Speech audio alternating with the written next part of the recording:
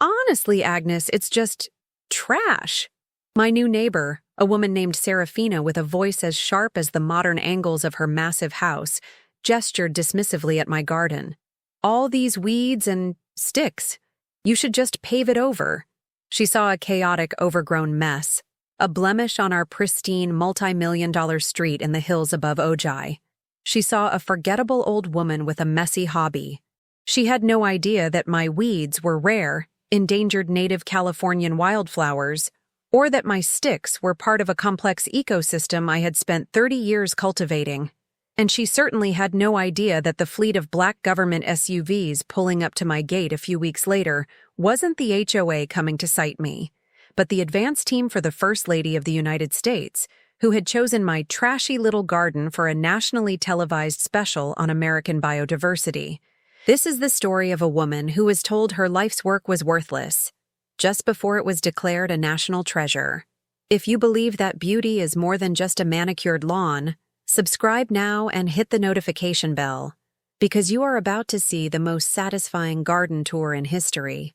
The morning air in my garden was a symphony of quiet life.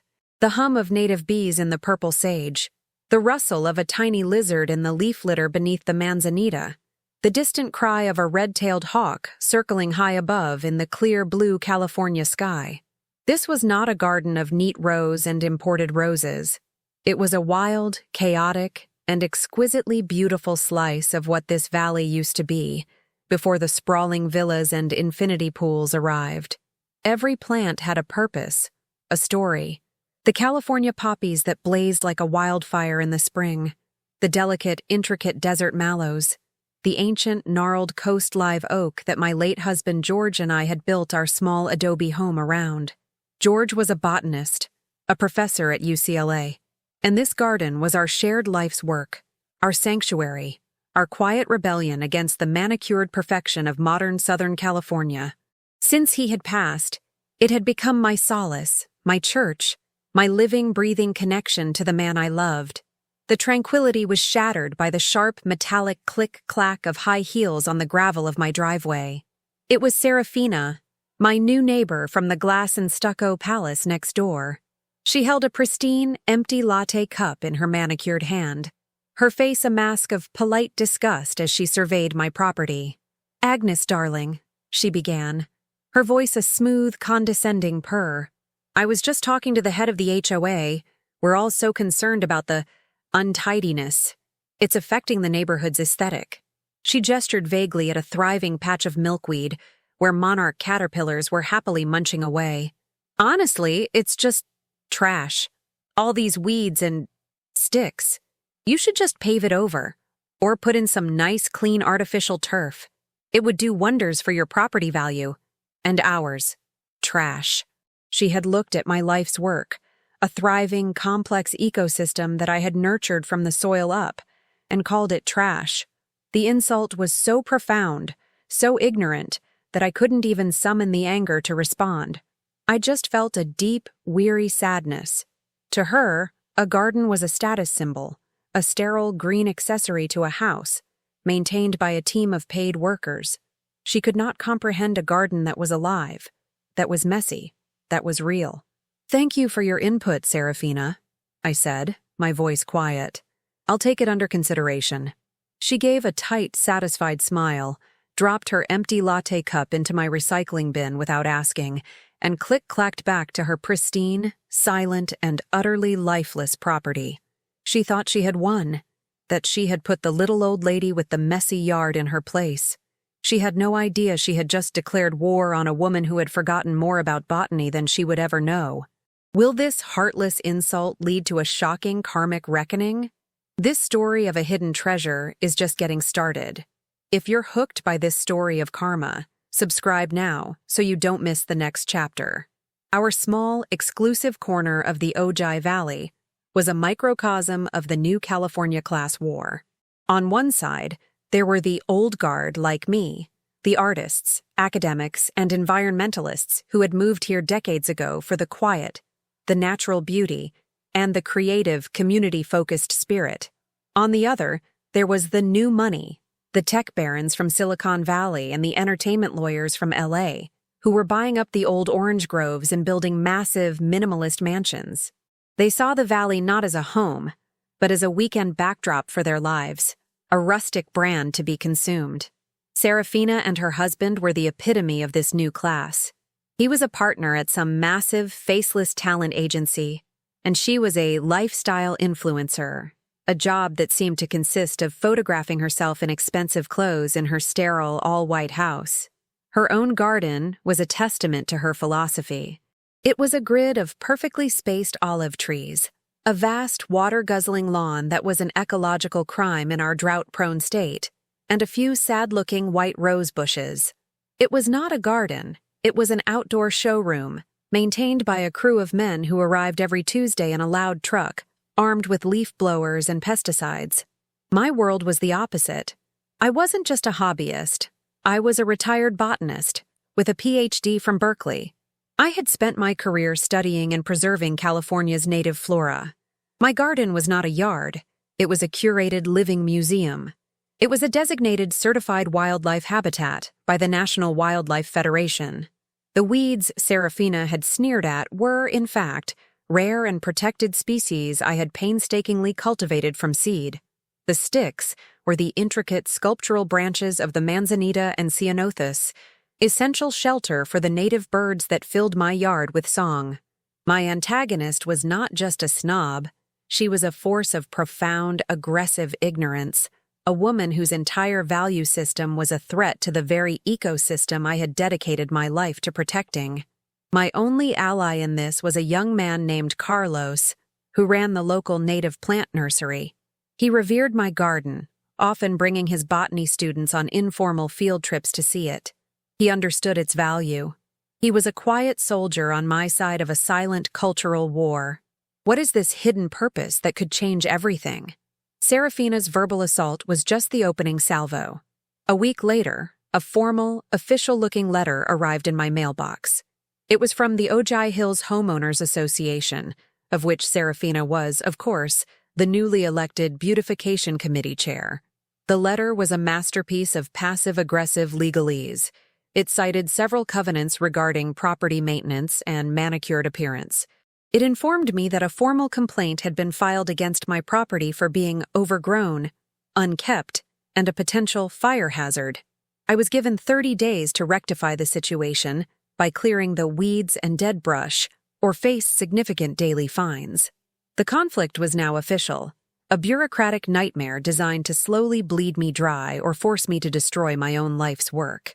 The obstacle was the HOA itself, a board of people like Serafina who valued property values above all else, and who saw my wild, natural garden as a direct threat to the sterile, manicured image they wanted to project. I could fight them, of course.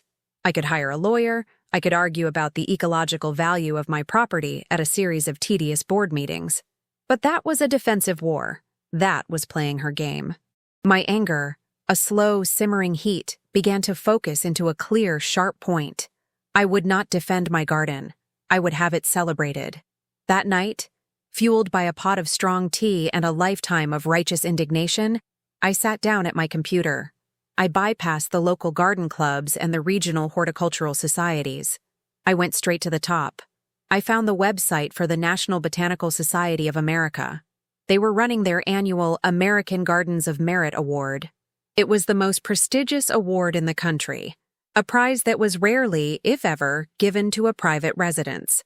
The deadline for submissions was in 1 week. The theme for this year? Wild in the City, celebrating native biodiversity in urban spaces. It was as if the universe had just handed me a weapon. I would not just fight Serafina's petty citation. I would have my trashy garden declared a national treasure. Will a secret from the past turn the tables? The ticking clock was the 30-day deadline from the HOA. If I couldn't produce a miracle in that time, the fines would start, and the legal battle would begin. My submission to the National Botanical Society was a massive undertaking, a race against time. A crucial subplot was my own self-doubt. I had been a respected academic, but that was years ago. My garden was a private, personal passion. Was it really good enough to compete on a national level? I called Carlos, my young friend from the nursery. He came over immediately, his eyes wide with excitement. "Agnes, you have to do this," he insisted. "Your garden isn't just good, it's important. It's a living example of what we're all trying to teach." He became my project manager, my photographer, my biggest cheerleader. He spent 2 full days in my garden, taking exquisite, detailed photographs of the plants, the insects, the birds, capturing the complex, interconnected life that Serafina was blind to. The complexity of the submission was its technical nature. It required a full botanical inventory, a detailed essay on the garden's ecological philosophy, and a history of its creation. For a week, I was a scientist again. I worked from dawn until midnight, fueled by adrenaline and a renewed sense of purpose. I wrote about George, about our shared dream, about the specific challenges of reintroducing native species into a suburban environment. I was not just writing a contest entry. I was writing my life story, the manifesto of my quiet, 30-year rebellion. The final submission was a 100-page document, a work of scientific rigor and profound personal passion. I uploaded it to the Society's portal at 11:59 p.m., 1 minute before the deadline. Then I could do nothing but wait. But will the next event shock everyone? 2 weeks passed in a state of agonizing suspense. I received another letter from the HOA, this one more threatening, reminding me that I had 10 days left to comply. Serafina would give me a smug little wave whenever she saw me in my yard, the triumphant look of a predator closing in on its prey. I had started to lose hope. The award was a long shot, a fantasy. I was preparing to call a lawyer and begin the long, ugly process of fighting the HOA. The phone rang on a Monday morning. It was a number from a Washington, D.C. area code. "May I speak with Agnes Gable?" a woman's voice asked, crisp and professional. "This is she," I said, my heart beginning to pound. "Mrs. Gable, my name is Eleanor Vance, and I'm calling from the office of the First Lady of the United States." I had to sit down. My knees felt weak. The First Lady's American Gardens Initiative was a co-sponsor of this year's Botanical Society Awards, she continued, her voice calm and even. "I am calling to inform you that your garden, the George Gable Memorial Habitat Garden, has not only won the award for its category, but it has been personally selected by the First Lady as the recipient of the President's Award for Environmental Stewardship. Furthermore, she was so moved by your story that she would like to feature your garden as the centerpiece of her upcoming televised special, A Nation in Bloom." This was the turning point. It was a validation so massive, so far beyond the scope of my wildest dreams, that it felt like a hallucination. My garden, my trashy, overgrown, worthless garden, was about to be on national television, celebrated by the First Lady. "The special will be filming at your property in 2 weeks," the woman continued. "An advance team from the White House Communications Office will be in touch shortly to coordinate logistics." I stammered my thanks, my mind reeling. The war was over. I had not just won. I had dropped a nuclear bomb of validation on Serafina's perfectly manicured lawn. How will this shocking secret change their lives forever? This incredible twist has you hooked? Subscribe now for more stories of delicious karma. My first call was not to my children, but to the Ojai Hills Homeowners Association. I asked to be put through to the president, a man I knew was a close friend of Serafina's husband. "Mr. Abernathy," I said, my voice a model of sweet, elderly politeness. "This is Agnes Gable. I'm calling about the citation regarding my garden. I'm afraid I won't be able to comply with the 30-day deadline. You see, I'm going to be rather busy. The White House is sending a film crew in a few days. The First Lady is featuring my garden on a television special. I do hope your beautification committee won't be in their way." The silence on the other end of the phone was one of the most satisfying sounds I have ever heard. The immediate consequence of my news was a level of institutional panic that was almost comical. An emergency HOA board meeting was called that very evening. The citation against me was not just dropped, it was expunged from the record with a series of groveling apologies. The repercussions for Serafina were swift and brutal. The news spread through our small, gossipy town like wildfire. The woman who had tried to have her neighbor fined for her trashy yard was now the woman who had tried to bulldoze a national treasure. Her social standing, the very currency of her existence, evaporated overnight. People she had considered friends began to avoid her at the local organic market. The design blogger who was supposed to feature her kitchen renovation suddenly went silent. Her phone, I imagine, stopped ringing. She was a pariah in her own carefully curated kingdom. Will they overcome this new challenge? The next 2 weeks were the most surreal of my life. My quiet, sleepy street was transformed into a bustling hub of activity. Black SUVs with government plates came and went. Serious-looking people with earpieces discreetly surveyed my property. Producers and location scouts walked through my garden, their voices hushed with a reverence I found both amusing and deeply touching. My growth in this chapter was in my quiet evolution from a private, grieving widow into a public figure. The challenge was to overcome a lifetime of introversion and to find my voice, to become the spokesperson for the silent, living world I had created. The producers of the show sat with me for hours, and I told them everything. I told them about George, about our dream, about the science and the soul of the garden. I was not just a gardener. I was a storyteller, a teacher, an evangelist for a cause I had believed in my entire life. My transformation was in my rediscovery of my own professional identity. I was a botanist again. I walked the producers through the complex symbiotic relationships in my garden, explaining the importance of the keystone species, the role of the pollinators. They were captivated. "This isn't just a garden, Agnes," the show's director told me, her eyes shining. "This is a manifesto." And she was right. I had overcome my grief and my anger, and I had channeled it into a powerful, positive message that was about to be broadcast to the entire nation. But what awaits them in the next confrontation? The day of the filming arrived. My street was completely blocked off by security.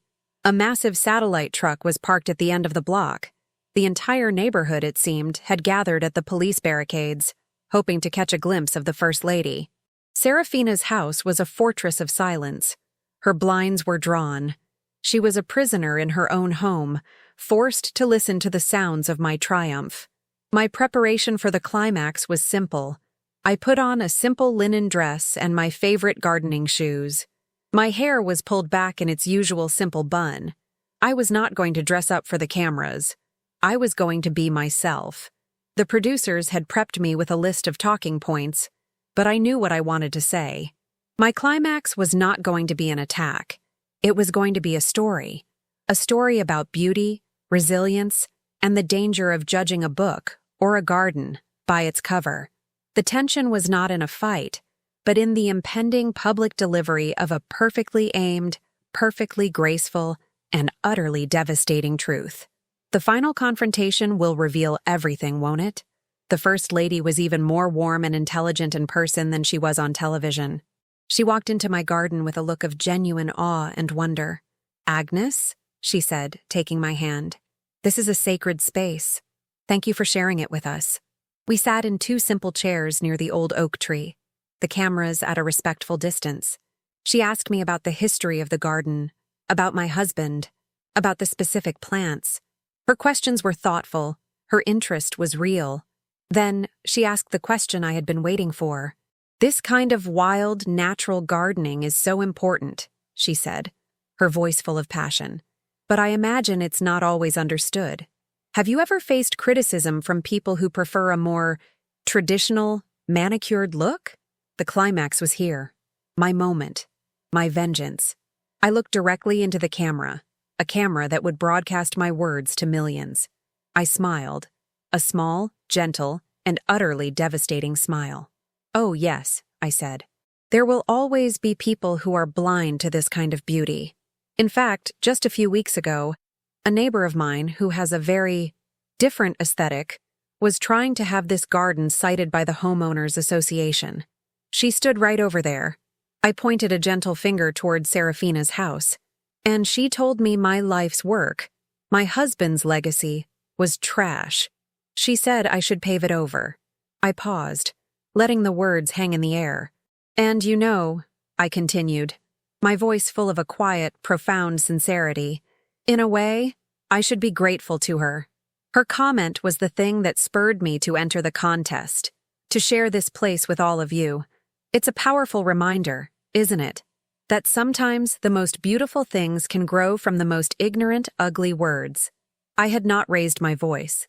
I had not mentioned her name. But I had just publicly and on a national stage defined her for the rest of her life. But how will this change their future? The television special was a massive success. My trashy little garden became a national symbol of the wild beauty movement. I was flooded with letters, with emails, with requests for interviews. A major publisher offered me a book deal, a chance to tell my story and George's, and to share my philosophy of gardening with the world. The long-term consequences for Serafina were a quiet, social death. She became the trash lady, a local punchline, a meme in the Ojai community Facebook group. Her influencer career, built on a foundation of impeccable taste, was in ruins. Within 6 months, a for sale sign went up on her lawn. They sold their glass and stucco palace at a significant loss and moved away, back to whatever anonymous, manicured suburb they had come from. My life was transformed. I used the advance from my book to establish a small foundation, a grant for community gardens in underserved neighborhoods. The emotional resolution was not in Serafina's defeat, but in the incredible, joyful purpose I had found.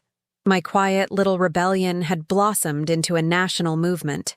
My husband's legacy was not just safe, it was growing, spreading seeds of beauty and biodiversity all across the country. What does the future hold for them? A year later, I was standing in a newly created community garden in a concrete-heavy neighborhood of East LA. A little girl, her hands covered in dirt, came up to me and handed me a weed she had just picked. It was a common, humble dandelion. "It's beautiful, isn't it?" she said, her eyes shining. I looked at the resilient, golden flower, a symbol of life in the most unlikely of places. "Yes, darling," I said, my heart full. "It's a treasure. Do you think karma ends here?" What one person calls a weed, another calls a wildflower. This story is a powerful reminder that beauty is not always neat and tidy, and that true value is often hidden in the places we are told not to look. It's a celebration of authenticity in a world that often demands conformity. What is a weed in your life that you know is actually a wildflower? Share your story of misunderstood beauty in the comments below. If this story of a garden that changed the world resonated with you, please like and subscribe.